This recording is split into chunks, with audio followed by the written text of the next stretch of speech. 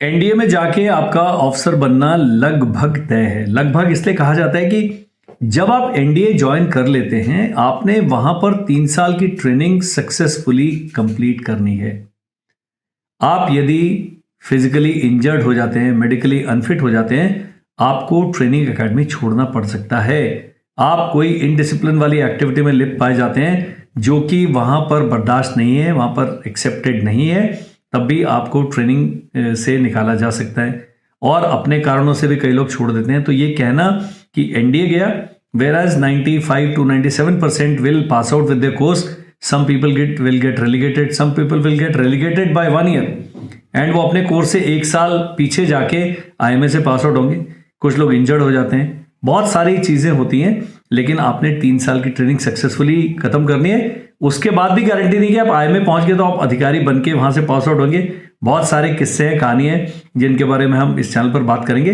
तो जो एकदम स्टडी चलता है, जो कॉन्शियस रहता है ट्रेनिंग के समय, ट्रेनिंग इतने अच्छे उस्तादों के अंतर्गत कराई जाती है, अंडर में कराई जाती है कि पर फिर भी एक्सीडेंट्स होते हैं, चोट लगने के चांसेस रहते हैं। इसको अनअवॉइडेबल है, उसको कुछ नहीं कर सकते आप।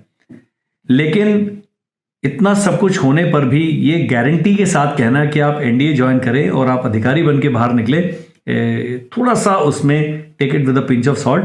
बहुत मेहनत लगती है, बहुत सारे टेस्ट क्लियर करने पड़ते हैं, बहुत सारे स्टैंडर्ड्स आपने मीट करने हैं, और उसके लिए पूरी एकेडमी का पूरा इंफ्रास्ट्रक्चर है, पैराफर्नलिया आपको सपोर्ट करता है।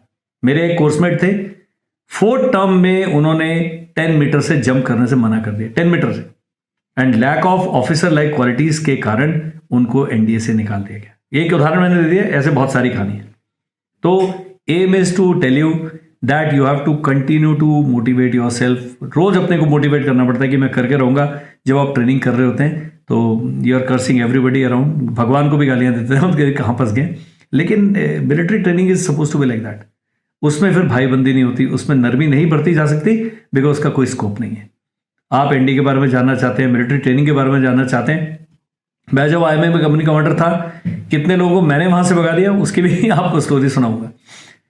टॉक, बात करें, समझें, और अपने बच्चे को एकेडमिक और बाकी सब मोटिवेशन के साथ साथ ये साइकोलॉजिकल फिजिकल कंडीशनिंग करना भी जरूरी है, otherwise they will not survive. तो this is all will be discuss on this channel along with the preparatory strategy, along with a lot of free videos and पूरा का पूरा फ्री कोर्स मैं अगले 1 साल के अंदर इस चैनल पर आपके लिए लेके आऊंगा।